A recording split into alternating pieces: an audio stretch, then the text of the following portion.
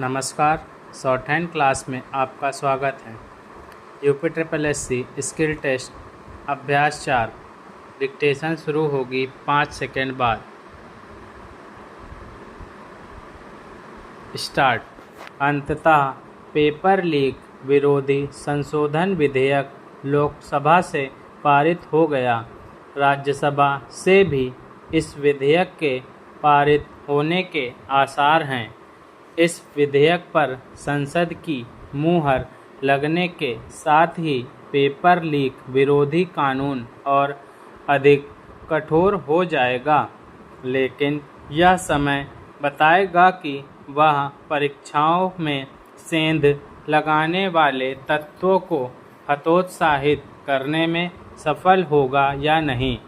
निसंदेह परीक्षाओं में सेंध लगने की समस्या को देखते हुए पेपर लीक विरोधी कानून को कठोर किया ही जाना चाहिए, लेकिन यह ध्यान रहे कि कड़े कानून एक सीमा तक ही प्रभावी होते हैं।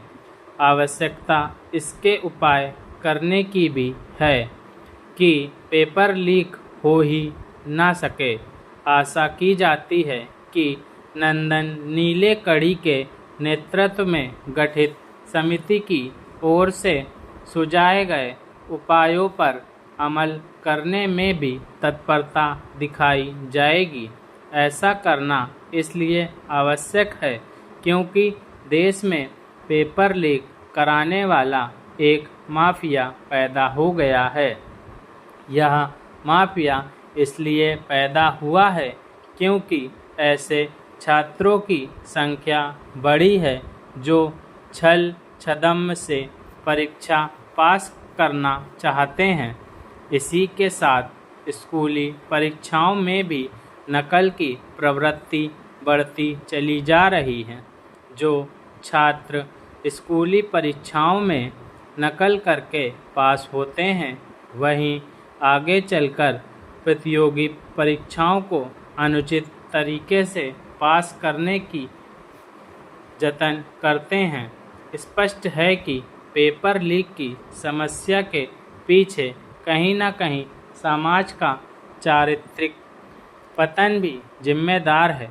इससे समझा जा सकता है कि छात्रों और अभिभावकों के साथ साथ शिक्षक भी पेपर लीक में लिप्त पाए जा रहे हैं। यह एक विडंबना रही कि लोकसभा में पेपर लीक विरोधी कानून को और कठोर किए जाने संबंधी विधेयक पर चर्चा के दौरान पक्ष और विपक्ष के बीच आरोप प्रत्यारोप तो खूब हुए, लेकिन पेपर लीक की समस्या के लिए उत्तरदायी नैतिक पतन की ओर ध्यानाकर्षण नहीं किया गया। कहीं इसलिए तो नहीं कि हमारे कई जनप्रतिनिधि भी ऐसे हैं जिन पर छल कपट के सहारे पास होने के आरोप लगे हैं। यह निराशाजनक रहा कि लोकसभा में पेपर लीक विधेयक के गुण दोष पर बहुत कम चर्चा हुई। पक्ष विपक्ष एक दूसरे को कटघरे में खड़ा करता रहा और शिक्षा एवं परीक्षा व्यवस्था की कमियों पर गंभीर चर्चा करने के लिए आगे नहीं आया। जो चर्चा हुई भी वह स्तरहीन ही रही। ऐसा लगा कि पक्ष विपक्ष की रुचि पेपर लीक के लिए एक दूसरे को दोषी बताने की रही। कुछ नेता तो ऐसे रहे जिन्होंने पेपर लीक विधेयक पर कुछ कहा ही नहीं। इसके बजाय वे इधर उधर की बातें करते रहें। इनमें नेता विपक्ष राहुल गांधी भी रहे।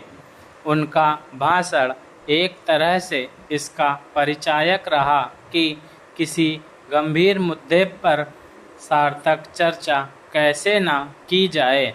उनके भाषण उन्हें चर्चा में तो ला देते हैं, पर उनसे किसी को कुछ हासिल नहीं होता। यह डिक्टेशन आप लिखें और इसे अच्छे से ट्रांसक्राइब करें और कमेंट बॉक्स में अपनी गलतियां ज़रूर शेयर करें। धन्यवाद।